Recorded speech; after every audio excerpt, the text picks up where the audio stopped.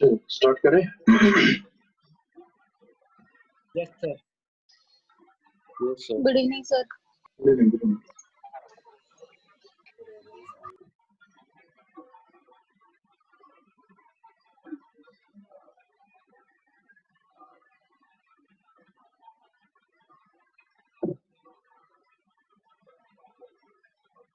Okay, so let us start with the next chapter, that is kinetic theory of gases and radiation.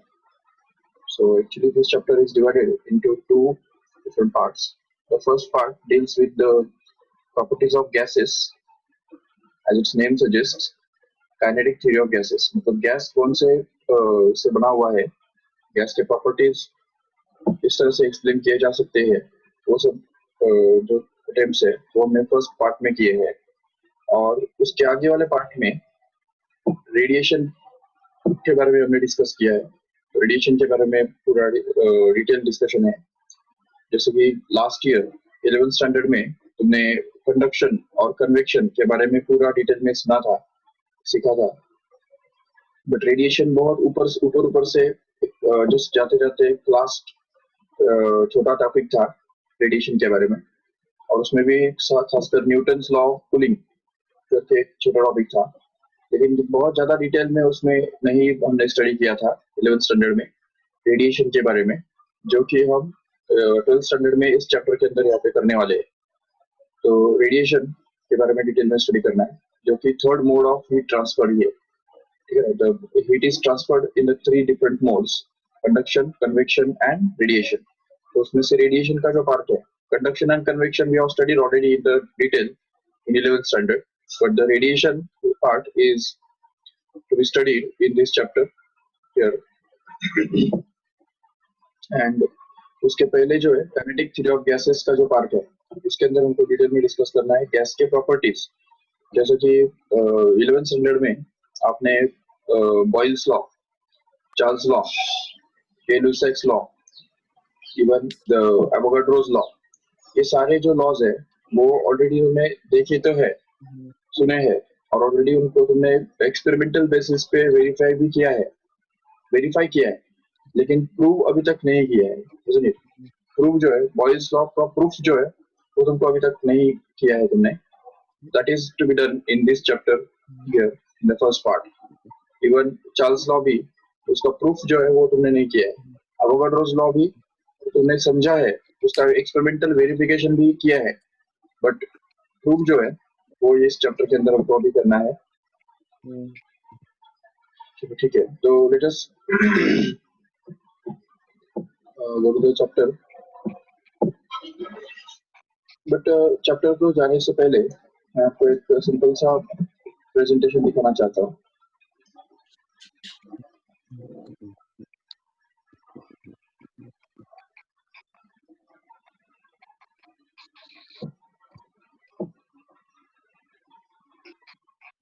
जैसे कि आप सभी को पता है, real gas and ideal gas, these are the two different things.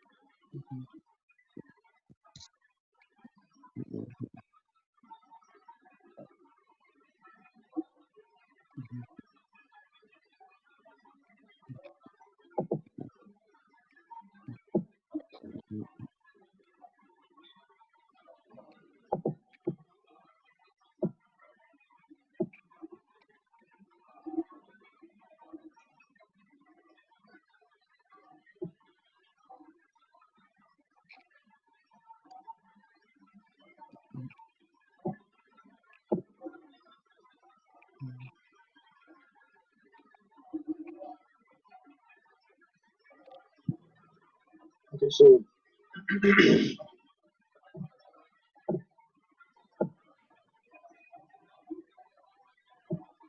what is the difference between real gas and ideal gas? You know that.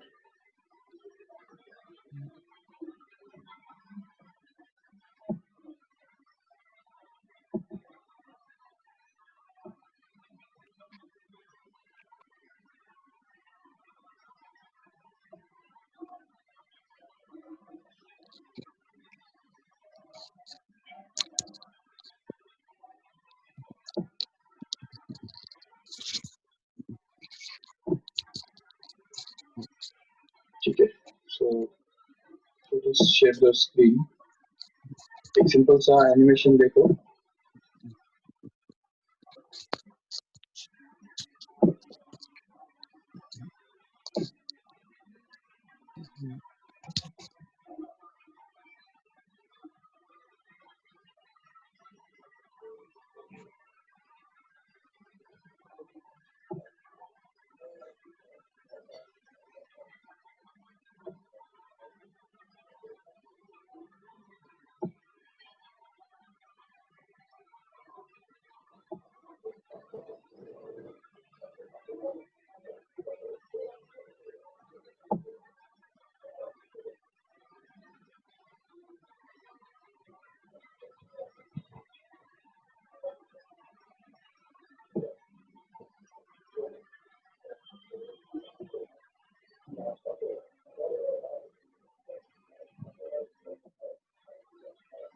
ठीक है, तो एक सिंपल सी बात हम समझ सकते हैं.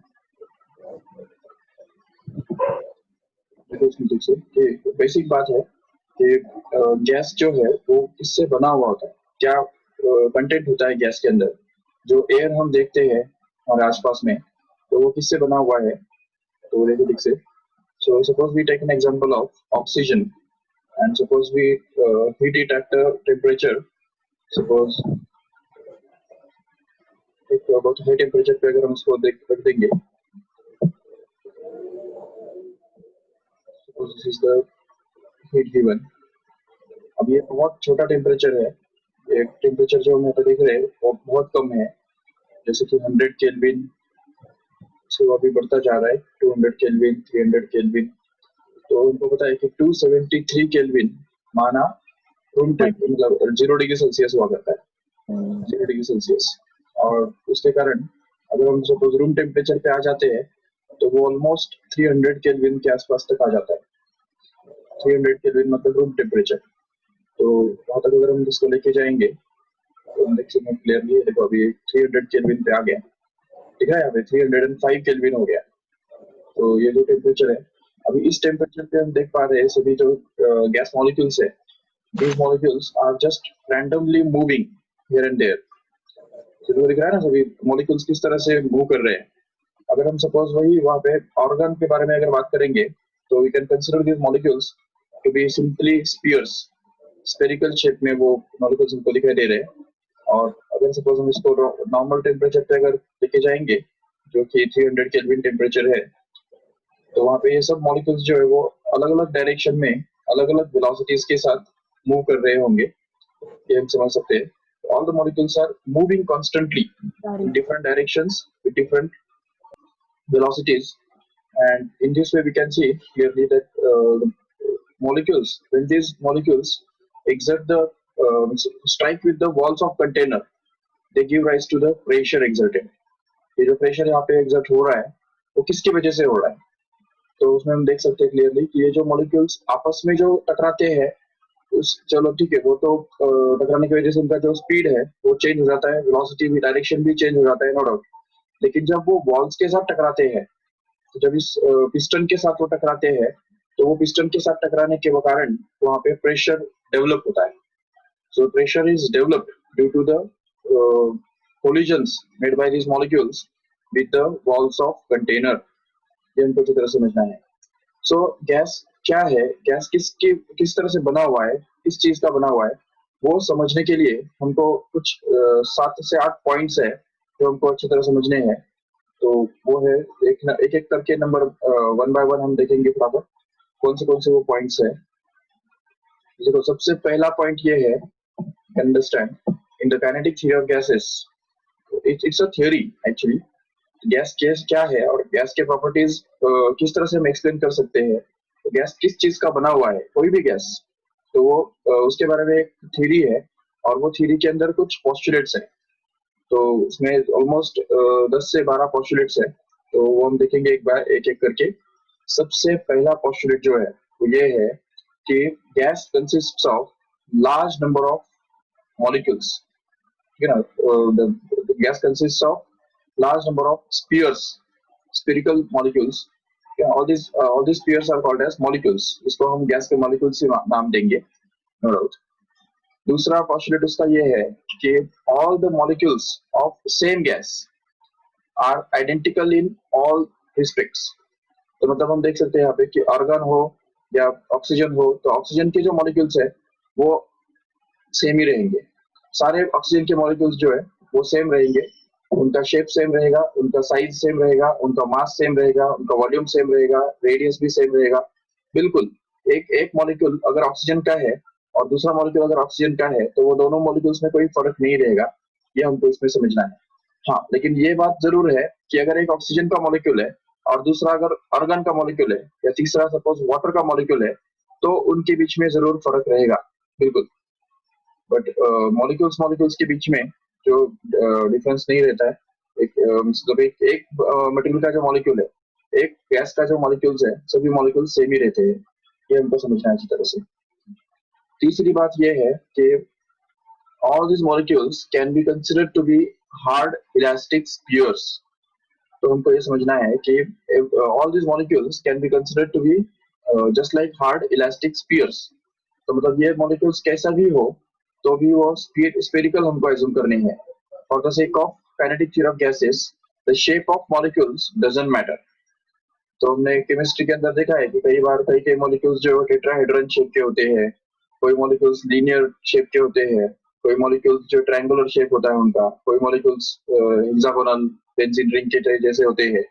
So all these things are to be kept aside, all these things are to be kept aside for this discussion, and we have to assume that the molecules of gas are in the form of perfect spheres। तो ये सभी gas के जो molecules है वो spheres के form में ही होंगे, ये हमको अज्यूम करना है। और not only spheres but they also they are rigid spheres.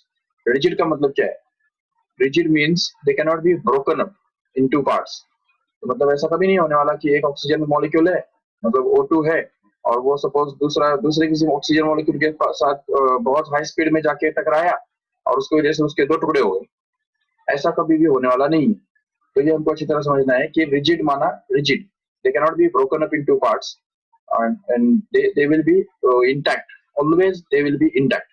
तो ये हमको समझना है। और not only rigid but they should be elastic also. Elastic in the sense they will perform elastic collisions among themselves and even with the walls of container also. तो उस container के साथ भी और आपस में भी वो इलास्टिक कोलिजन्स परफॉर्म करेंगे, इसलिए उनको इलास्टिक बोला जा रहा है। तो ये तीसरा पोस्टुलेट समझ में आया ठीक से। All the molecules of the gas are simply elastic, rigid spheres. तो स्पीयर्स तो है, इलास्टिक भी है और रिजिड भी है। रिजिड मतलब टूट फूट नहीं सकते, और इलास्टिक मतलब इलास्टिक कोलिजन्स परफॉर्म करते हैं, और स्पीयर्स तो है ही ऑलरेडी। तो ये हमको समझना है अच्छी तरह से। चौथी बात है कि देखो ठीक से, अब अगर सपोज ये पूरा गैस के जो मॉलिक्यूल्स है उनको अगर हम सपोज एक पॉइंट पे अगर बिठा देंगे, मान लो कि जो टेम्परेचर है वो अगर कम कर देंगे, तो पता चलता है कि all the molecules will just settle down, they will convert into liquid first and they will just convert into solid finally. तो एक समय आएगा कि जब वो सॉलिड बन जाएंगे, उनका स्पीड जो है वो धीरे धीरे कम कम कम कम होता जाएगा, और एक समय आएगा कि जब वो कंप्लीट एक पॉइंट पे सेटल हो जाएंगे और बैठ जाएंगे। तो जब ऐसा होता है, देखो ठीक से, all the molecules have been just settled down and at a time at some point they will become a spheres, they will become a solid। तो यहाँ पे वो solid बन गए। अभी ऐसे केस में हम देख सकते हैं आराम से कि the space occupied by these molecules here is going to be very very small than the space occupied by they when they are in the gaseous state। तो गैशियस स्टेट में जब वो होते हैं तो उस समय इतना बड़ा स्पेस उनको चाहिए, देखो ठीक से, तो कितना बड़ा यहाँ पे स्पेस उनको चाहिए। तो ये जो पूरा कंटेनर का जो स्पेस है, ये पूरा कंटेनर का स्पेस उनको चाहिए जब वो गैसियस स्टेट में कन्वर्ट होते हैं। लेकिन जब वो सेटल डाउन हो गए तो ये जो स्पेस है ये बहुत छोटा है। इससे हम पता कर सकते हैं कि उनका जो वॉल्यूम है, actual volume occupied by the molecules is going to be very very very small as compared to the total volume occupied by the gas as a whole। तो गैस काफी ज्यादा वॉल्यूम ऑक्युपाई करता है as compared to the volume occupied by the molecules। तो molecule जितना भी volume occupy करते हैं, अगर सपोज किसी एक बड़े हॉल के अंदर इसका सपोज एक क्लासरूम है, तो इस क्लासरूम के अंदर जितना भी गैस भरा हुआ है, तो उसके अंदर पूरा भी जितना भी गैस भरा है उसको अगर हम सॉलिडिफाई करेंगे, तो वो सॉलिडिफाई करने के बाद जो सिंपल सा एक सॉलिड बनेगा, वो सॉलिड का जो वॉल्यूम है वो निग्लिजिबली स्मॉल होगा, इतना छोटा सा बॉक्स बन जाएगा। हम देख सकते हैं आराम से कि इतना छोटा बॉक्स बनेगा जो पूरा एयर को अगर हम कंडेंस करेंगे, सॉलिडिफाई करेंगे, तो एक छोटा बॉक्स बन जाएगा जिसके अंदर ये सभी मॉलिक्यूल्स फिट हो जाएंगे। इसका मतलब सीधा मतलब ये होता है कि मॉलिक्यूल्स को अगर रहने के लिए सिर्फ इतनी जगह चाहिए, तो उसका मतलब ये जो पूरा वॉल्यूम जो है, गैस जो वॉल्यूम ऑक्युपाई करता है हम बोलते हैं, ये volume occupied by the gas is actually not the volume occupied by the molecules. Actually volume occupied by the molecules is negligibly small than the volume occupied by the gas. ये हमारा चौथा assumption है, चौथा postulate है इस kinetic theory of gases के अंदर का। से उसके अलावा उसके बाद हम देख सकते हैं आराम से, next assumption is about, see even if these molecules are moving here, ये molecules move तो हो रहे हैं, but still we can see the all these molecules while moving will perform random motion। They will collide with each other and at the same time they will collide with the walls of container also। तो ये एक assumption है, याद रखो ठीक से, it's a theory and one of the postulates of this theory tells us simply that all the molecules of gas are in the state of constantly in the state of random motion and they are while random moving they are moving with all the possible velocities with all possible directions। मतलब सभी velocities के साथ और सभी directions में वो molecules move होते रहते हैं। तो इसका मतलब ऐसा कोई डायरेक्शन नहीं है जिस डायरेक्शन में कोई मॉलिक्यूल मूव ना हो रहा हो, और ऐसा कोई वेलोसिटी नहीं है जिस वेलोसिटी के साथ कोई ना कोई मॉलिक्यूल मूव ना हो रहा हो। तो ये सब हमको समझना है कि while moving randomly, the the molecules move with all possible velocities and in all possible directions. And while moving, these molecules collide, make collisions with each other also, and at the same time with the walls of container also. तो यहाँ पे हम clear देख रहे हैं कि ये molecules जो है वो इन वॉल्स के साथ भी तो पटक रहे हैं और इवन आपस में भी जरूर पटक रहे हैं, तो कोलिजन्स परफॉर्म कर रहे हैं। तो और ये भी हमको समझना है कि all this collisions are perfectly elastic. That means there is no loss of kinetic energy in the collision. तो कोलिजन के दौरान कोई काइनेटिक एनर्जी का लॉस नहीं होता है, ये हमको अच्छी तरह समझना है। There is no loss of kinetic energy, that's why the collisions are supposed to be perfectly elastic collisions. हमने 11th स्टैंडर्ड में सीखा था कि perfectly elastic collision, perfectly inelastic collision and simply inelastic collision. तो उसमें perfectly elastic collision is one in which the momentum is conserved and at the same time kinetic energy is also conserved. So that is called as a perfectly elastic collision. And such collisions are performed by the molecules in the gas here. And also that the collisions made by the molecules with the walls of container give rise to the pressure exerted by the gas. This is also one of the important assumption. One more assumption is that is here is that even if all the molecules are moving, we can focus on a single cube. Suppose यहाँ पे बीच में एक cube हम assume करते हैं, एक छोटा cube अगर हमने एज्यूम किया, तो इस क्यूब के अंदर जितने भी सारे मॉलिक्यूल्स रहेंगे एक टाइम इंस्टेंट पे, उतने ही मॉलिक्यूल्स हमेशा के लिए रहेंगे। तो समझो ठीक से इसको, दिख रहा है ये क्यूब।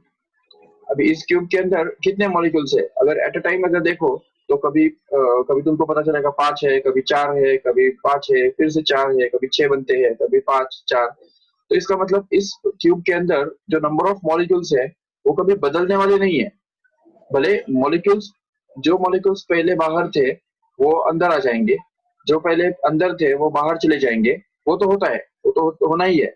लेकिन ये समझना है हमको कि नंबर ऑफ मॉलिक्यूल्स की बात की जा रही है। Number of molecules per unit volume always remains constant, ये हमको अच्छे से समझना है in case of the molecules. तो मॉलिक्यूल्स के बारे में ऐसा होता है गैस के बारे में कि number of molecules per unit volume, तो इस वॉल्यूम के अंदर जितने भी सारे नंबर ऑफ मॉलिक्यूल्स है, जितने भी अभी है, वो हमेशा के लिए रहेंगे।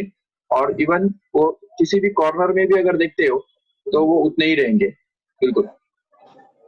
तो इसलिए देखा जाता है कि ये जो number of molecules per unit volume है वो हमेशा कांस्टेंट रहता है, ये बात हमको समझनी है। And that is called as the one of the assumption in the kinetic theory of gases, remember. Then again we can see the next assumption is that while moving these molecules have some kinetic energy. तो सभी molecules के पास कुछ ना कुछ kinetic energy है। अभी आपको दिख रहा है यहाँ पे कोई मॉलिक्यूल जो है बहुत स्लो मूव हो रहे हैं, कोई मॉलिक्यूल्स जो है वो फास्ट मूविंग है, कोई रुके हुए भी है कोई किसी इंस्टेंट पे। तो हो सकता है कि किसी इंस्टेंट पे कोई मॉलिक्यूल बहुत स्लो मूव हो रहा हो या कभी बहुत फास्ट मूव हो रहा हो, और जब वो कोलाइड करते हैं दूसरे मॉलिक्यूल्स के साथ तो there is a exchange of energy. Remember, the molecule fast moving molecule gives some of its part of its energy to the molecule which is slowly moving, and hence we can see that there is a exchange of energy taking place continuously here. And hence we can see since there is exchange of energy, the total energy of the whole gas remains constant forever। जब तक हम यहाँ से heat देना चालू नहीं करते हैं, ऑब्वियसली अभी अगर हीट देंगे तो हीट देने का मतलब क्या है, heat is a form of energy. And if we try to start giving the heat here, then the gas molecules will get extra energy. But so far as we don't give the heat, जब तक हम heat नहीं देते हैं, जब तक इस gas का टेम्परेचर कांस्टेंट रहता है, तब तक इन सभी मॉलिक्यूल्स का काइनेटिक एनर्जी जो है combined together will remain constant again. So the total kinetic energy of all gas molecules is constant at any time at constant temperature। जब तक टेम्परेचर कांस्टेंट है तब तक यहाँ पे इन गैसेस का जो मॉलिक्यूल्स का जो टोटल काइनेटिक एनर्जी है that is going to be the constant. ये हमको अच्छी तरह समझना है। एंड और एक बात हमको अच्छी तरह समझनी है कि the time of impact. Time of impact मतलब क्या, देख रहे हो ठीक से, देखो ठीक से। अगर हम स्लो मोशन में इनको देखेंगे, सपोज यहाँ पे अभी सपोज एक मॉलिक्यूल जो है मूव कर रहा है, this molecule is moving in this direction suppose एक इंस्टेंट के बाद अगर देखेंगे तो एक मॉलिक्यूल्स आगे मूव करेंगे और आगे मूव करेंगे और एक पर्टिकुलर पॉइंट पे दोनों एक मॉलिक्यूल्स जो है वो कांटेक्ट में आएंगे और फिर निकल जाएंगे, दूर निकल जाएंगे।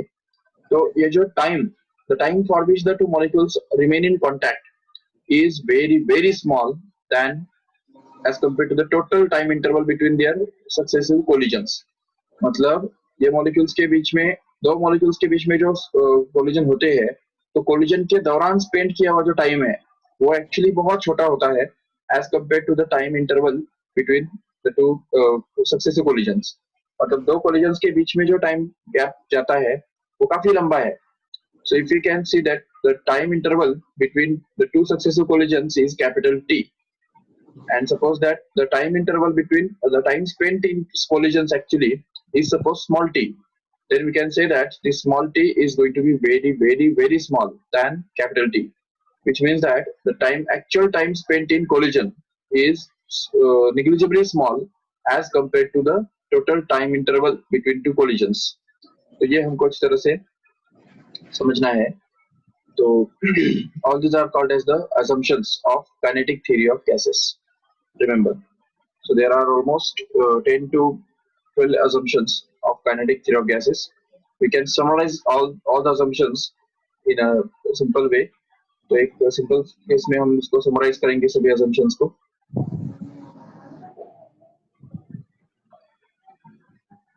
ठीक है, तो देखो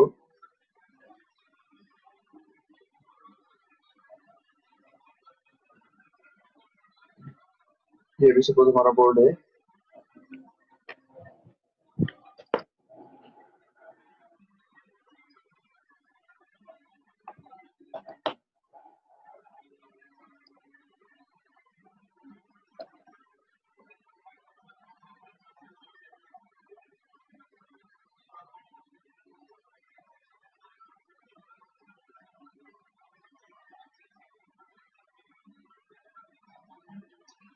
ओके, सो सभी को बोर्ड दिखाई दे रहा है? Yes, sir. So we have that first assumption, एक एक करके हम लिस्ट करेंगे फटाफट। What is the first assumption? Gas consists of the large number of particles. Large number of spherical molecules. Yes, the gas consists of large number of particles, spherical particles, which are called as molecules, and these molecules are, दूसरा assumption क्या है? These molecules are rigid and elastic spheres। तो ये जो molecules है rigid elastic spheres हुआ करते हैं। rigid मतलब टूट फूट नहीं सकते हैं और elastic मतलब elastic collision परफॉर्म करते हैं इसलिए। तीसरा assumption क्या है? The force of attraction between the two molecules is very small। There is almost no force of attraction between the two molecules because the molecules are very far away from each other। तो ये molecule जो है बहुत दूर होते हैं एक दूसरे से और उसकी वजह से हम देख सकते हैं कि the force of attraction between the two molecules is almost negligible in case of these molecules। Yes, और क्या है? What is the fourth assumption? The number of molecules per unit volume Are identical. Is constant. Yes, constant. And also that the number of molecules of same gas are always identical। same gas के जो molecules है वो identical होते हैं in all respects, mass, volume, shape, size, radius and so on। तो ये same gas के molecules identical होते हैं। और क्या है? Molecules of gas are in random motion. Yes, molecules perform With different- random motion। They are continuously moving in all possible directions With in all different without possible velocities. velocities। बिल्कुल, तो ये एक बात है। और क्या है? Molecules collide with each other without the loss of kinetic energy. Yes, the molecules perform, energy is conserved. yes, but that means the molecules are performing the elastic collisions। elastic collision बोलते हैं उनको। The collisions made by the molecules are perfectly elastic। That means there is no loss of kinetic energy and hence और क्या है? Volume of collisions, gas Volume. is volume of a solid is very very less than volume of gas. actual volume occupied by the molecules is very small Very than small then. the volume occupied by the gas.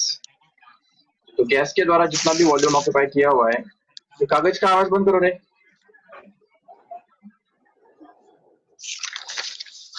अरे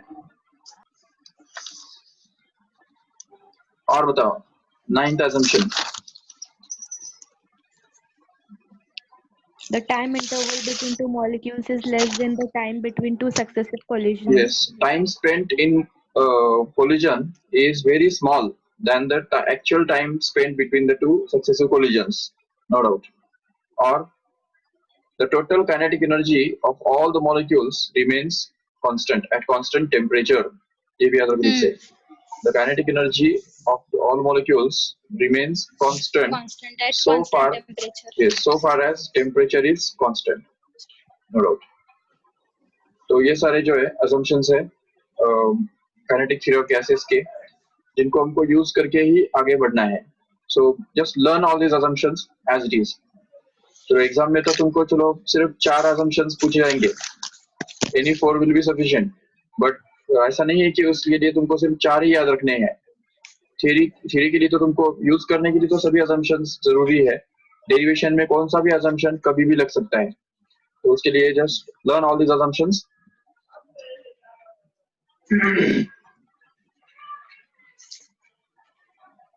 okay लेकिन इसमें एक point याद रखो, there is some modification to be done in these assumptions when we talk about the real gas, especially at high pressure and low temperature.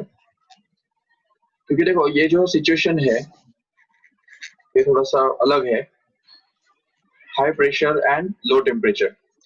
क्यों ऐसा है? क्योंकि देखो अगर सपोज एक गैस का कंटेनर है, ये सपोज कंटेनर है,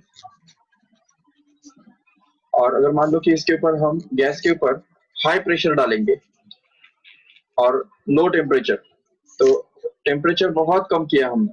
अभी एक बात याद रखो कि टेम्परेचर कम करने की वजह से क्या होता है ना, gas tends to liquefy. Gas liquefy होने के मार्जिन में होता है, और अगर गैस लिक्विफाई हो गया तो ऐसे केस में तो वो गैस लॉस ऑबे नहीं करेगा. एक्चुअली गैस रहेगा ही नहीं, तो गैस लॉस ऑबे करने का सवाल ही नहीं पैदा होता है. तो all these assumptions of kinetic theory of gases will just hold true only for the gas which has low pressure and high temperature. ये कंडीशन अच्छी तरह से याद रखो, low pressure and high temperature. क्योंकि देखो हाई टेम्परेचर अगर बढ़ाएंगे तो वो तो गैस ही रहेगा और गैस किसी दूसरे स्टेट में कन्वर्ट होने वाला नहीं है. तो इसलिए कितना भी टेम्परेचर बढ़ाएंगे तभी भी ये गैस जो है वो गैस ही रहेगा, नो प्रॉब्लम. और अगर लो प्रेशर अगर करेंगे तो उसका वॉल्यूम बढ़ेगा, और वॉल्यूम बढ़ने के कारण it will behave as a ideal gas perfectly.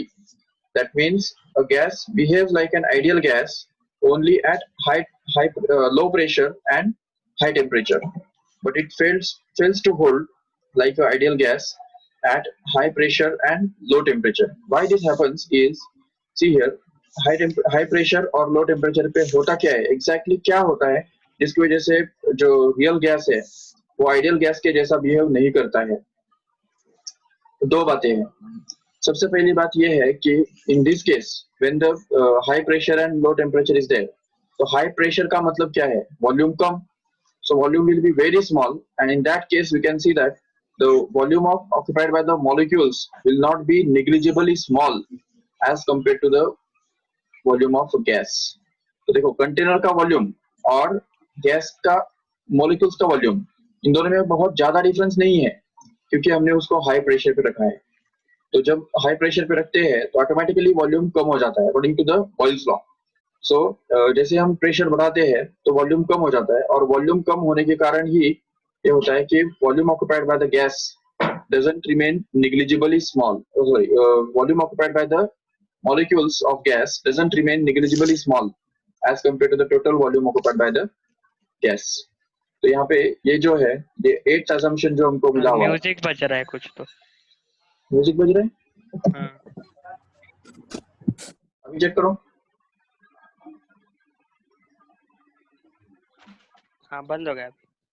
ठीक है, तो अभी देखो इसमें कि low pressure, high pressure and low temperature पे हम समझ सकते हैं कि जो गैस है वो बिहेव नहीं करता प्रॉपरली आइडियल गैस के जैसे, क्योंकि actual volume of the gas is not negligibly small as compare to the total volume occupied by the gas. ये एक बात। और एक बात यहाँ पे कि जो हमने यहाँ पे देखा था कि force of attraction between the molecules is zero और is very small. That is also not true in this case, because जब वॉल्यूम ही कम हो गया तो इतने कम वॉल्यूम पे मॉलिक्यूल्स बहुत नजदीक नजदीक आएंगे and in that case they will have some force of attraction between them. तो मॉलिक्यूल्स के बीच में डिस्टेंस अगर कम होगा तो उनके बीच में फोर्स ऑफ अट्रैक्शन भी डेवलप होगा जरूर, और उसकी वजह से हम ऐसा नहीं बोल सकते हैं कि force of attraction will be very small और नेग्लिजिबल इन दिस केस। तो इसलिए यहाँ पे क्या होता है ना कि हाई प्रेशर और लो टेम्परेचर पे gas have a tendency to settle down and become liquid. तो वो लिक्विड बनने के चांसेस में होता है, लिक्विड बनने की टेंडेंसी उसकी होती है लो टेम्परेचर पे भी और हाई प्रेशर पे भी। तो इसकी वजह से यहाँ पे हाई प्रेशर और लो टेम्परेचर पे गैस आइडियल गैस के जैसा बिहेव नहीं करता है। But in case of low pressure and high temperature, the gas behaves like an ideal gas, because at low pressure, volume is so large that the molecules will be just represented by these teeny dots like this. तो ये इस तरह से molecules हम इसमें represent करेंगे, जिस case में the volume occupied by the molecules is actually going to be very very small than the total volume occupied by the gas, and that's why we can say that this will behave like a ideal gas, no problem. And even high temperature होने के कारण gas will remain gas in gaseous state only, it will not going to liquefy, and that's why it will obey all the gas laws, that is Boyle's law, Charles law, Gay-Lussac's law, and Avogadro's laws. All the laws will be obeyed perfectly in this case, and that's why we can say that at low pressure and high temperature the real gas behaves like ideal gas, but at high pressure and low temperature the gas does not behave, real gas does not behave like a ideal gas, and that is basically the difference between real gas and ideal gas, remember correctly. But now we will confine our discussion to the ideal gas purely. तो ideal gas के बारे में हम अभी बात करेंगे। तो what is ideal gas? Which follows all the laws at all temperatures and pressure. So the gas which obeys all the laws at all conditions of pressure and temperature is called as ideal gas, remember. So अभी जिसमें gas all laws, तो कौन से laws इसमें आ जाते हैं देखो ठीक से। How many laws are there in gas? सबसे पहला आ जाता है प्रेशर और वॉल्यूम के बीच में का रिलेशनशिप, जो कि बॉयल्स लॉ से दिया जाता है। What does Boyle's law tells us? Pressure exerted by the gas is inversely proportional to the volume occupied by the gas. और उल्टा भी बोल सकते हैं, volume occupied by the gas is inversely proportional to the pressure exerted by the gas. And in short, दोनों का conclusion यही है कि pressure and volume इनका जो product है वो हमेशा constant रहता है at constant temperature. Remember this. Temperature जब तक कांस्टेंट है तब तक ये प्रेशर और वॉल्यूम का जो प्रोडक्ट है वो कांस्टेंट रहेगा, and this is called as the Boyle's law, remember. The second is Charles law. you must have been heard Charles law. What does it tells us? At constant pressure, Yes, the volume is directly volume is proportional to the proportional to absolute temperature. The volume occupied by the gas is directly proportional to the absolute temperature. Remember this absolute temperature, okay? Absolute temperature के साथ volume proportion में होता है, and hence we can say that the ratio of volume to temperature remains constant and at constant pressure. Pressure. Yes. तो pressure अगर constant रखते हैं तब तक यहाँ पे volume और temperature, जैसे temperature बढ़ेगा तो volume भी बढ़ता जाएगा, और अगर प्रेशर टेम्परेचर कम होगा तो वॉल्यूम भी कम होगा, ये हम समझ सकते हैं। और तीसरा जो होता है उसको बोलते हैं प्रेशर टेम्परेचर लॉ, और sometimes it is also called as Gay-Lussac's law, which simply tells us that pressure is directly proportional to the temperature at constant volume. That means the ratio of pressure to temperature remains constant at constant volume. अगर हम volume constant रखते हैं तो gas को जितना उसका temperature बढ़ाएंगे उतना उसका प्रेशर बढ़ेगा। बिल्कुल, इन तीनों जो लॉज का हमको एक्सपेरिमेंटल वेरिफिकेशन भी देखना है। समझ सकते हैं आराम से कि experimental verification, can understand Boyle's law का एक्सपेरिमेंटल वेरिफिकेशन क्या है, कहाँ पे हम देख सकते हैं बॉयल्स लॉ नेचर के अंदर। सपोज एक पिस्टन हमारे पास है, तो उसके ऊपर जब हम गैस अंदर रखा हुआ है सपोज, और जैसे हम उसके ऊपर का प्रेशर बढ़ाते हैं, if we press this piston with a very high force, then we can say that the pressure will increase, and that increase in pressure will reduce this volume of the piston, and this piston will just shift down in a downward direction.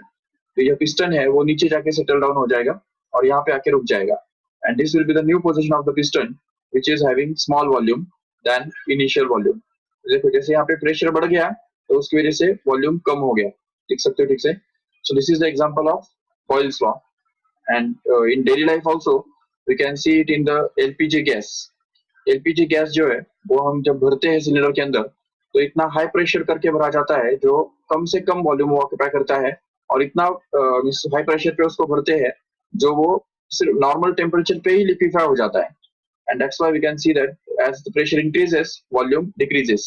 And as soon as the cylinder को जब हम connect करते हैं अपना जो जो normal जो टंकी होता है या सिलेंडर, उसको जब हम बर्नर के साथ कनेक्ट करते हैं पाइप के थ्रू, और जब नॉब ऑन करते हैं, नॉब ओपन करते हैं, तो उसमें से गैस बाहर आता है क्योंकि प्रेशर रिड्यूस हो गया। तो प्रेशर जैसे कम हो गया तो वॉल्यूम बढ़ता है, और वॉल्यूम बढ़ने की वजह से वो गैसियस स्टेट में आ जाता है, और उसकी वजह से हमको बाहर आने के बाद वो गैसियस स्टेट में रहता है। तो ये हम समझ सकते हैं आराम से। दूसरा एग्जांपल है, दूसरा इसका लॉ है Charles law, which tells us simply volume is proportional to the temperature. तो अगर सपोज एक कंटेनर के अंदर हमने गैस भर के रखा है और सपोज उसका प्रेशर हमने कांस्टेंट रखना है, एटमॉस्फेयर प्रेशर उसको उसके ऊपर रखा है, तो यहाँ पे जो भी वेट्स हमने रखे हैं वो हम अभी चेंज नहीं करने वाले। तो जैसे ही हम यहाँ पे प्रेशर टेम्परेचर बढ़ाएंगे उसका, तो हीट देंगे उसको, तो उसकी वजह से उसका टेम्परेचर बढ़ेगा। तो जैसे ही टेम्परेचर बढ़ता है तो हम देख सकते हैं वॉल्यूम उसका बढ़ेगा, एंड वॉल्यूम बढ़ने का मतलब है ये जो पिस्टन है वो थोड़ा ऊपर जाके सेटल होगा, और इसका मतलब ये वॉल्यूम बढ़ गया। पहले वॉल्यूम इतना ही था, अभी वॉल्यूम इतना बन गया। तो ये इस तरह से हम देख सकते हैं जितना टेम्परेचर बढ़ता है तो वॉल्यूम भी बढ़ता है। उसका एग्जाम्पल है साइकिल के टायर ट्यूब्स जो बर्स्ट होते हैं समर सीजन के अंदर। तो समर सीजन में क्या होता है ना कि वॉल्यूम बढ़ता है क्योंकि टेम्परेचर भी बढ़ रहा होता है। तो ये उसका एग्जाम्पल है। और तीसरा है प्रेशर टेम्परेचर के बीच में का रिलेशनशिप। अगर सपोज हम वॉल्यूम फिक्स रखना चाहते हैं, तो ये समझो कंटेनर है, और इस कंटेनर को का जो पिस्टन है वो पिस्टन अगर हमने यहाँ पे लॉक कर दिया, देखो यहाँ पे लॉक कर दिया, मतलब ये यहाँ से ऊपर नहीं जा सकता है बिल्कुल। तो जैसे हम ये लॉक कर देते हैं तो उसको अगर हम हीट करेंगे, जैसे हम हीट करते हैं तो ये जो इस पिस्टन है इसके ऊपर जो प्रेशर है वो प्रेशर भी बढ़ता जाएगा। जितना हम टेम्परेचर बढ़ाएंगे उतना यहाँ पे प्रेशर भी बढ़ेगा, and hence we can see that the temperature increase in temperature gives rise to increase in pressure, and this is nothing but the Gay-Lussac's law, we can say clearly. So these are the three laws which are called as basic laws in case of the gas. और एक law हमको याद रखना है ठीक से, जो कि Avogadro's law. What does it tells us? Avogadro's law कौन बताएगा? The volume occupied by the gas is directly proportional to the number of molecules of the gas. Remember, this is called as Avogadro's law. So Avogadro's law simply tells us that the volume occupied by the gas is always directly proportional to the number of molecules. It's simply, in other words, we can say this will be, तो इसको हम इस तरह से भी लिख सकते हैं कि equal volumes of any gas contain equal number of molecules. Remember, so equal volumes contain equal number of molecules. Or we can also express it in other words that equal molecules always occupy equal volumes of any gas at same conditions of pressure and temperature, obviously. So equal number of molecules occupy equal volumes. तो gas चाहे कौन सा भी हो, oxygen हो या hydrogen हो या नाइट्रोजन हो या कौन सा भी हो, but equal molecules occupy equal volumes at identical conditions of pressure and temperature, and equal volumes contain equal number of molecules at identical conditions of pressure and temperature. That is called as the Avogadro's law. Remember, तो ये हमको अच्छे से समझना है. These are the basic laws in the gaseous system, and actually number of molecules से भी आगे जाके number of molecules का जो measurement है वो number of moles से किया जाता है, क्योंकि number of moles जो है, number of moles is defined as the number of molecules upon Avogadro's number, that is denoted by n naught. Suppose तो यहाँ पे कोई भी नंबर ऑफ मॉलिक्यूल्स को अगर हम सपोज एवोगाड्रोस नंबर से अगर डिवाइड कर देंगे तो उससे हमको नंबर ऑफ मोल्स मिल जाते हैं, जो कि एक तरह से नंबर ऑफ मॉलिक्यूल्स का ही मेजर है. जितने नंबर ऑफ मॉलिक्यूल्स बढ़ेंगे तो उतने नंबर ऑफ मोल्स भी तो बढ़ेगा जरूर, क्योंकि एवोगाड्रोस नंबर तो कांस्टेंट है. तो इसलिए जैसे अगर सपोज 6.023 into 10⁻23 इतने नंबर ऑफ मॉलिक्यूल्स अगर है तो उसको हम बोलते हैं 1 मोल. तो ये हो गया 1 मोल. तो इसलिए जितने भी नंबर ऑफ मॉलिक्यूल्स है, सपोज हमारे पास 12.046 into 10⁻23 इतने नंबर ऑफ मॉलिक्यूल्स है, तो उसको हम डिवाइड कर देंगे 6.023 into 10⁻23 से और उसको बोलेंगे number of moles, which comes out to be simply 2. तो इसमें यहाँ पे इसको बोलेंगे 2 मोल्स. तो इस तरह से 2 मोल्स मतलब इतने number of molecules, 3 moles, 4 moles and so on like that up to n moles we can generalize. तो ये हो गया नंबर ऑफ मोल्स का कंसेप्ट. और उसमें उसे भी आगे जाके ये जो 3 लॉज है वो कंबाइन करके, ये 4 लॉज जो है वो कंबाइन करके हम ये बोल सकते हैं यहाँ पे, क्योंकि हमने अभी देखा कि volume is inversely proportional to the pressure according to the Boyle's law, and at the same time volume is directly proportional to the temperature according to the Charles law, and volume is directly proportional to the number of moles according to Avogadro's law.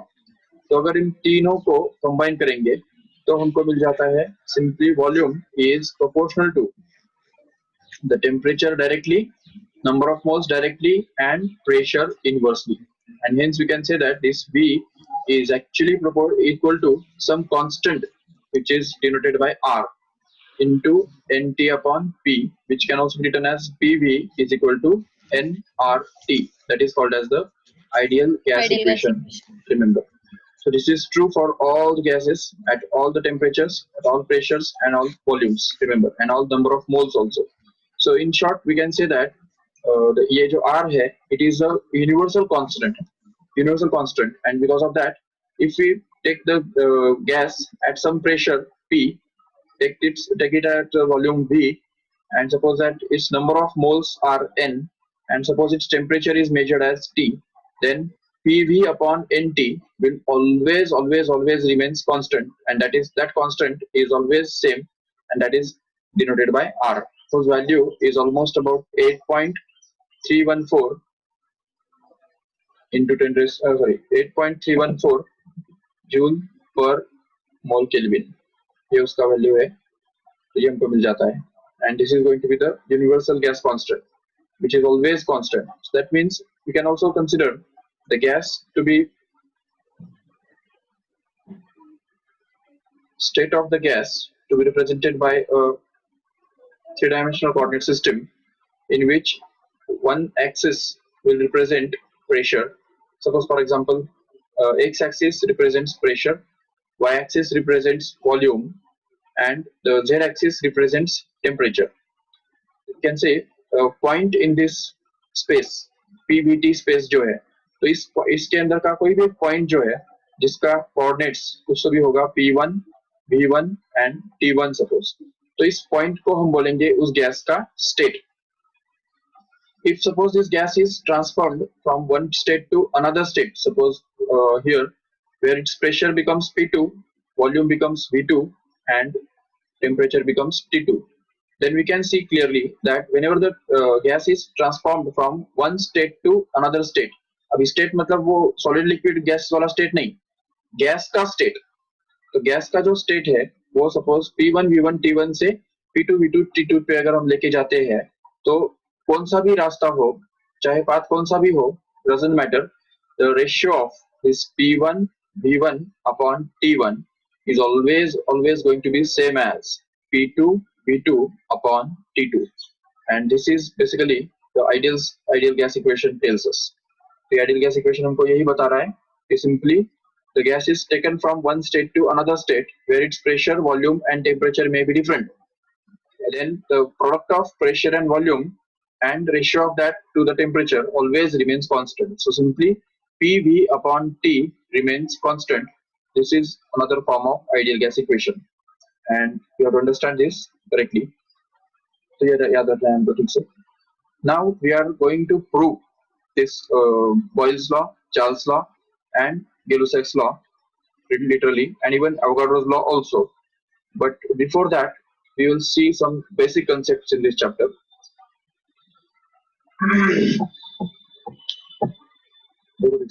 तो सबसे पहला concept जो आता है तो उसको बोलेंगे mean velocity. What do you mean by this mean velocity and mean square velocity? देखो तीन टाइप के वेलोसिटीज यहाँ पे डिफाइन किए जाते हैं. एक होता है मीन वेलोसिटी, दूसरा होता है mean square velocity, mean square velocity, और तीसरा फिर होता है root mean square velocity.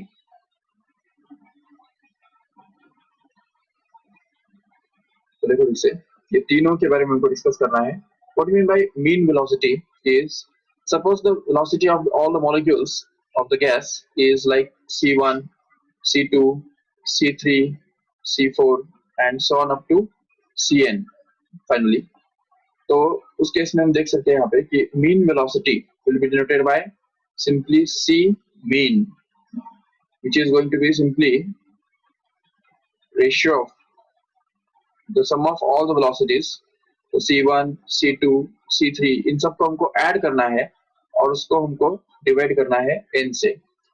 It's simply the mean, arithmetic mean जैसे हम निकालते हैं नॉर्मली, जो कि जैसे हम देखते हैं arithmetic mean is found out by just adding all the numbers and dividing it by the number of numbers. तो सेम वही हमको यहाँ पे करना है. जितने भी नंबर ऑफ मॉलिक्यूल्स है वो हमने यहाँ पे n एज्यूम करके रखा है. तो n नंबर ऑफ मॉलिक्यूल्स यहाँ पे है, तो इसलिए हमने यहाँ पे क्या किया, तो सिंपली यहाँ पे C1, C2, C3, Cn इन सबको ऐड करके उसको n से डिवाइड कर दिया and we are called it as a mean velocity. But there is a problem in using this mean velocity that अगर suppose molecules का जो velocities है वो vectors होते हैं, ये हमको पता है already. The velocity of a molecule is a vector quantity, and hence if suppose the molecules are moving in different directions like this, ये इस तरफ से, ये इस तरफ से, इस तरफ जा रहा है, ये अलग अलग molecules अगर इस तरफ जा रहे हैं, we can say that C1 and C2, C3, C4, these are the velocities of all the molecules. Then C1 and C2, C3 are just opposite in direction.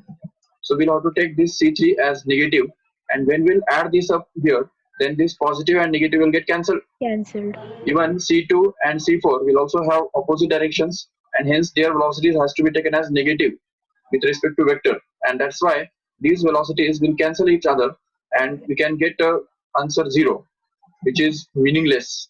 अभी molecules suppose भाग रहे हैं 200 मीटर पर सेकेंड, 300 मीटर पर second, 400 metre पर second, और उनका average है 0. Who will believe this?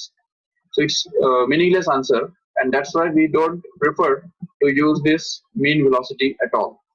तो ये जो mean velocity है, it is not used in further calculations, just because the molecules can have positive as well as negative velocities, and when we simply take the mean, the positive and negative can cancel each other, and because of that we can get an absurd result which is perfectly meaningless.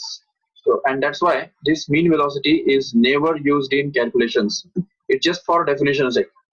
वो सिर्फ define करने के लिए रखा हुआ है, बाकी उसका कुछ यूज है ही नहीं. हाँ, लेकिन अभी मीन स्क्वायर वेलोसिटी हम देख सकते हैं आराम से. So what is the solution? What can we do if we don't want them to cancel? So what we'll do is we'll square all these velocities. So for example, first velocity जो है C1 का square, C2 square, C3 square, C4 square and so on up to Cn square, इन सब का अगर square करेंगे और उसके बाद अगर मीन निकालेंगे तो 100% it is not going to become zero, because square of a quantity is never negative, it's always positive, and that's why if we square the velocities and then take the mean of all, then we can get a best representative, which will be denoted as mean square velocity, which is denoted by C RMS square, remember. तो ये इससे इसको denote किया जाता है. But again the problem is here that this, अगर suppose molecules का जो वेलोसिटी है वो मान लो है 2, 3, 4, 5, और अगर हम सबका स्क्वायर करेंगे तो वो तो स्क्वायर के रेंज में चला जाएगा. तो चलो मॉलिक्यूल का वेलोसिटी है सपोज 20, 30, 40, 50, तो उसको अगर स्क्वायर करेंगे अगर डायरेक्ट मीन निकालते तो उसका जो मीन है वो कुछ 35 के आसपास एक्सपेक्टेड था, नो डाउट. लेकिन अगर हम इनका स्क्वायर करेंगे तो इसका स्क्वायर आएगा 400, इसका स्क्वायर आएगा 900, इसका स्क्वायर आएगा 1600 और इसका 2500, और इनका अगर मीन निकालेंगे तो it will be something about 2000 के आसपास वो आ जाएगा. Again the problem here is that the velocity will be not in the range, proper range में नहीं आएगा वो. हमको एक्सपेक्टेड था 35 और वो मिल रहा है 2000, which is of no use again, and that's why what we do is after finding this mean square velocity, तो ये सपोज हमने C1 का स्क्वायर, C2 का स्क्वायर, C3 का स्क्वायर, इन सभी का स्क्वायर तो हमने किया, नो डाउट, उनका मीन भी निकाल लिया, ठीक है. तो ये मीन निकालने के बाद हम क्या करेंगे, देखो ठीक से. So after finding this mean, we will just we will take the square root of this whole. जैसे हम ये स्क्वायर रूट ले लेंगे तो हमको एक परफेक्ट रिप्रेजेंटेटिव मिल जाएगा. जैसे अगर 2000 का भी स्क्वायर रूट अगर लेते हो तो इट्स ऑलमोस्ट अबाउट 35, तो 35 के आसपास वो आ जाएगा.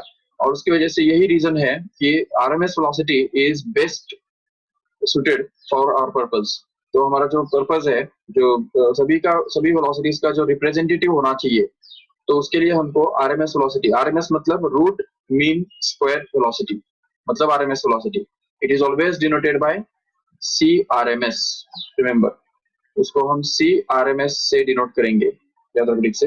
And this CRMS will actually be equal to the square root of the mean of the squares of the velocities of all the particles of gas.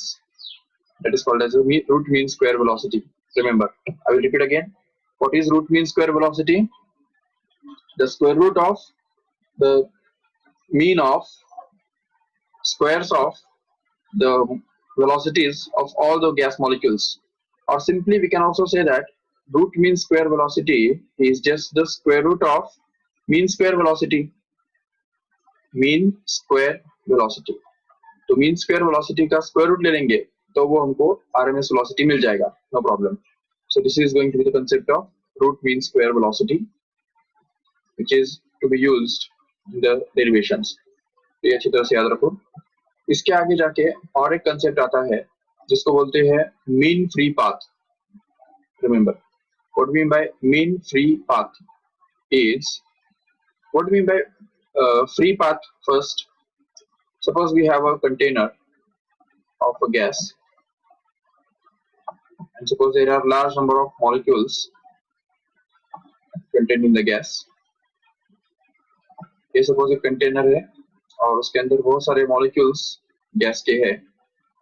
ये suppose एक molecule, ये दूसरा molecule, अलग अलग. And suppose we focus on one molecule, suppose. तो एक molecule के ऊपर अगर हम फोकस करते हैं तो पता चलेगा कि ये मॉलिक्यूल जो है वो कुछ समय ट्रैवल करेगा, इस डायरेक्शन में जाएगा और सपोज इस मॉलिक्यूल के साथ पटकेगा.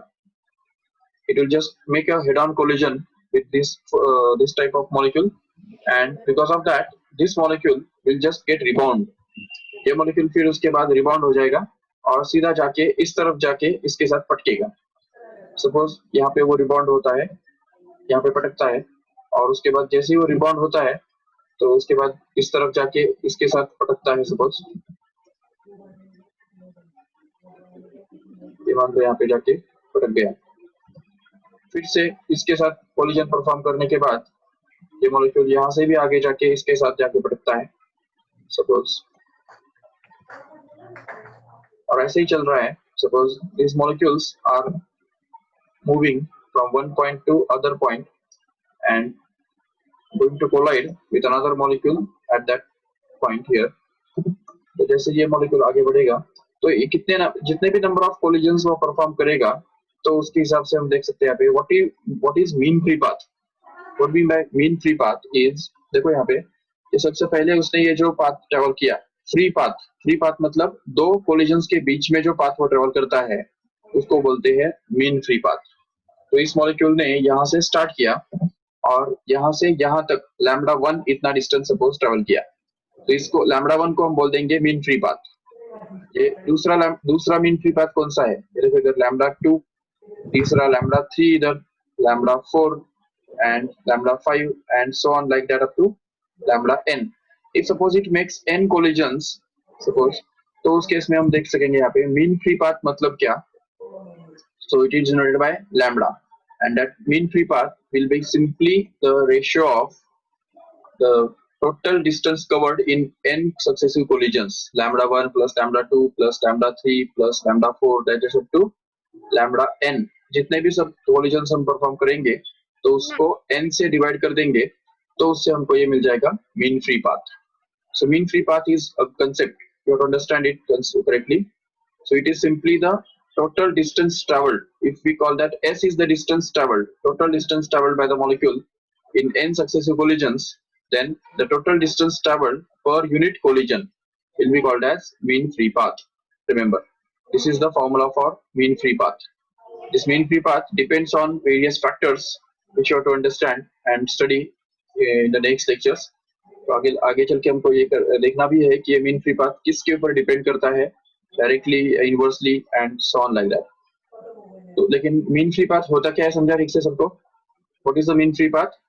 The total distance travelled by the molecule per unit collision और divided by number of collisions will be called as the mean free path. Remember.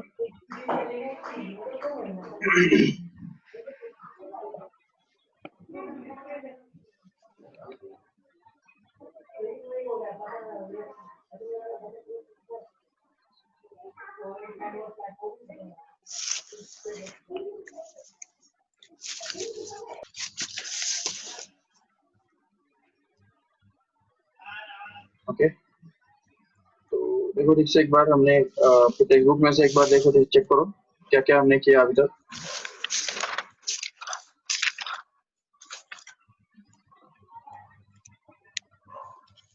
This is your chapter starts here. So first of all, you discussed about the behavior of a gas.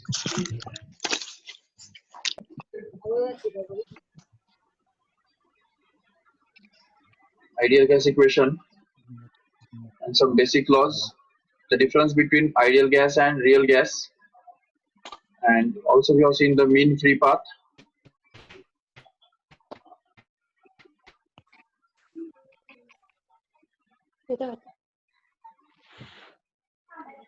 And pressure of ideal gas, ये हमको next as a derivation करना है। This is the next derivation in this chapter. We have to work this out, but ये थोड़ा सा लंबा derivation है and it will take some time, so it will be held tomorrow. तो ये हम कल देखेंगे, but उसमें mean square, root mean square speed जो है वो भी हमने अभी देख लिया। What is root mean square velocity? Okay, so बाकी सब जो पार्ट है वो हम नेक्स्ट टाइम करेंगे, नेक्स्ट लेक्चर में।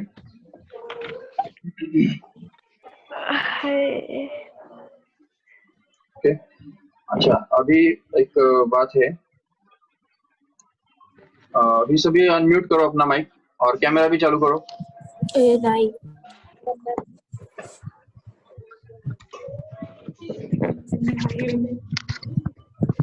अनम्यूट करो और कैमरा भी चालू करो।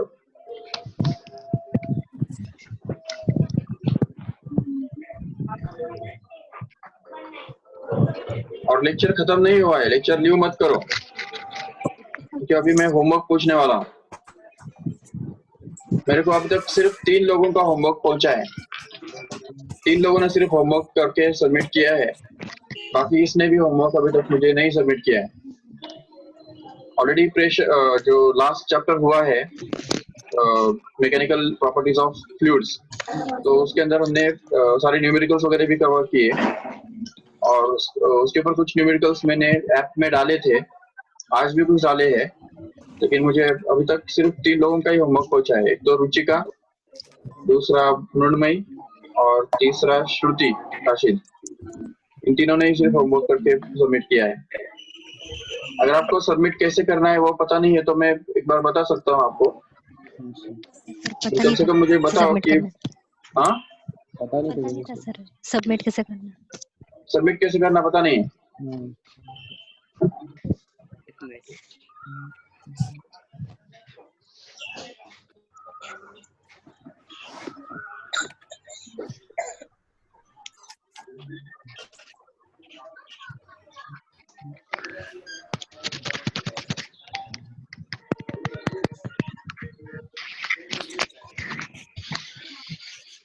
ऐप में फीडबैक का नाम का सेक्शन है, आपको याद है?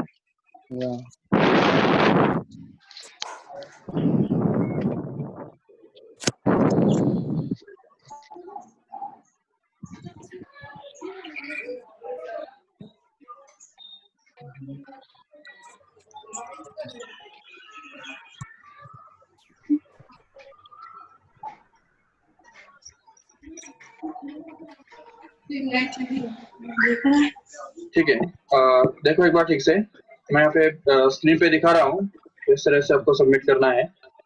Yes sir.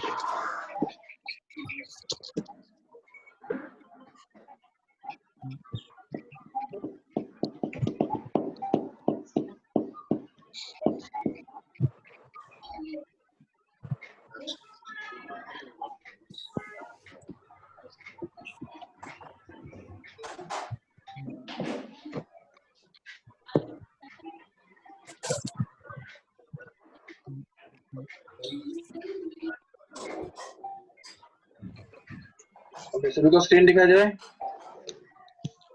Yes sir. अभी देखो यहाँ पे सबसे पहले आपको यहाँ पे जाना है, ऐप जो ओपन करना है।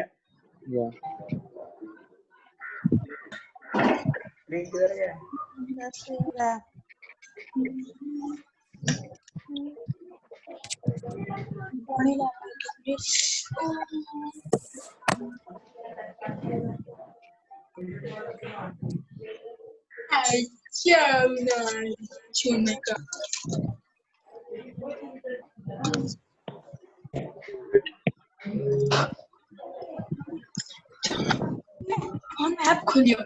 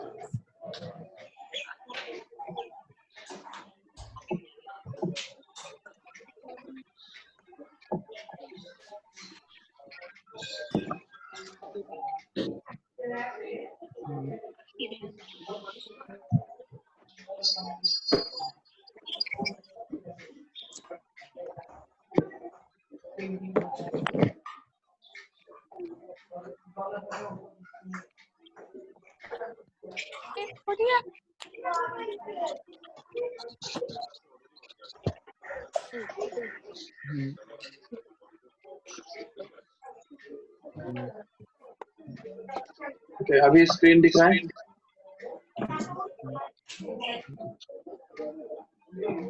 देखो ठीक से, सबसे पहले तुमको ऐप ओपन करना है।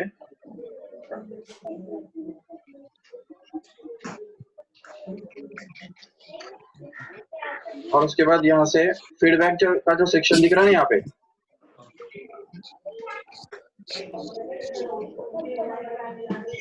यहाँ पे नीचे फीडबैक का सेक्शन है, देखो। Yes sir. हाँ, तो वहाँ पे जाना है। सॉरी फीडबैक लिस्ट पे नहीं, फीडबैक ऐड फीडबैक पे जाना है। और ऐड फीडबैक पे जाने के बाद ये आपको पूछता है कि ये अटैचमेंट और फीडबैक जो भी आपको टाइप करना है वहाँ पे टाइप कर सकते हो, जो भी होमवर्क आपका है उसके बारे में। और उसके बाद फिर जो अटैचमेंट पे जाके उसके फोटोग्राफ जो आपने लिए हैं वो फोटोग्राफ आपको यहाँ पे अपलोड करने हैं। Okay sir.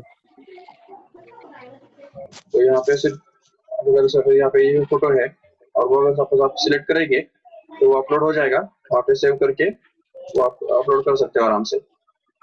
अगर ये अगर आपको नहीं करना है तो सीधा ऐसा कर सकते हैं। दूसरा ऑप्शन ऐसा है कि जैसे ही लेक्चर जब स्टार्ट होता है तो तभी मुझे अभी दिखा दो, मैं भी चेक कर लेता हूँ। अगर किया है तुमने होमवर्क तो यहाँ पे भी आप एक काम कर सकते हो। देखो एक मिनट,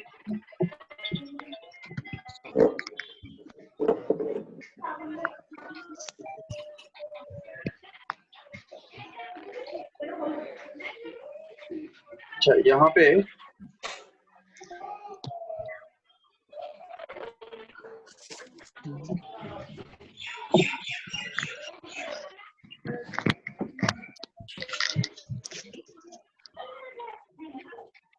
अब ये स्क्रीन दिख रहा है ना।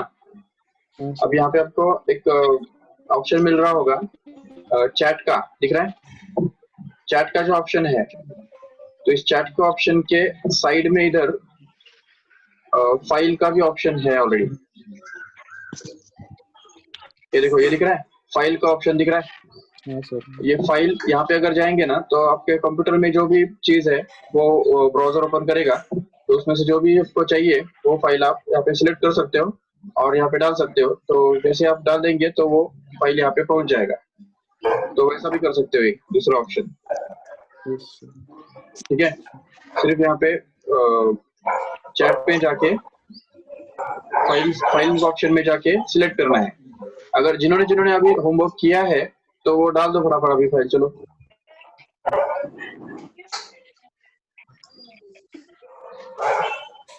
किसने किसने किया है?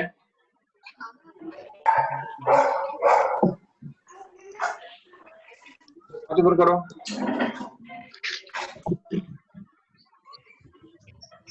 रोहित राय और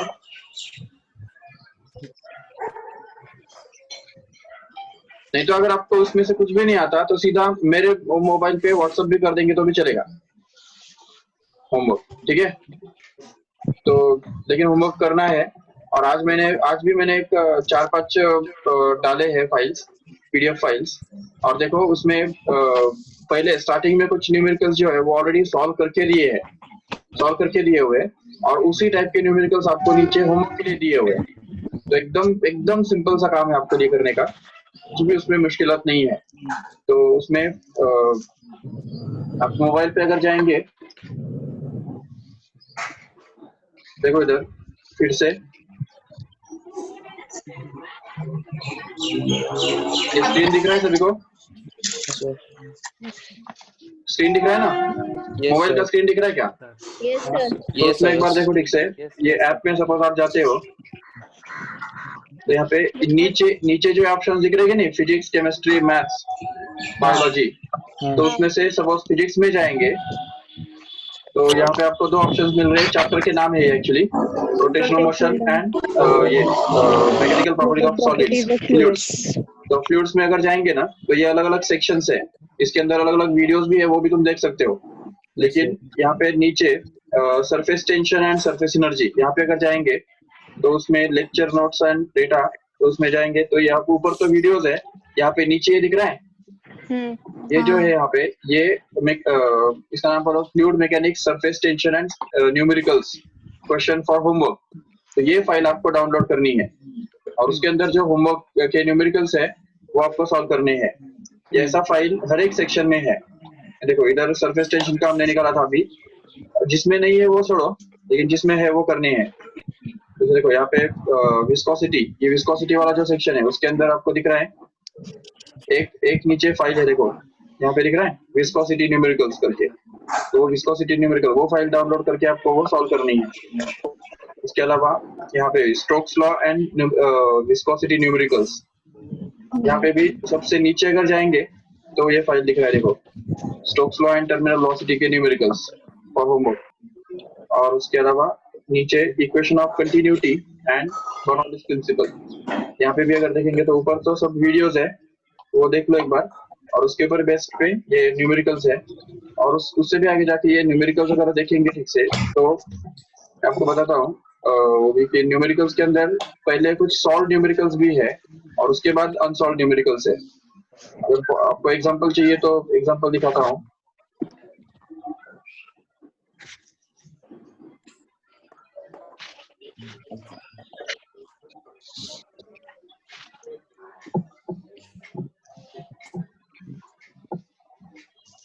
सर आज कौन सा करना है? आज कौन सा करना है? सभी करने हैं। में ये देखो ये मैं दिखाता हूँ तुमको, ये इस टाइप का फाइल होगा आपका, स्क्रीन पे दिख रहा है सबको? ये देखो ये फाइल,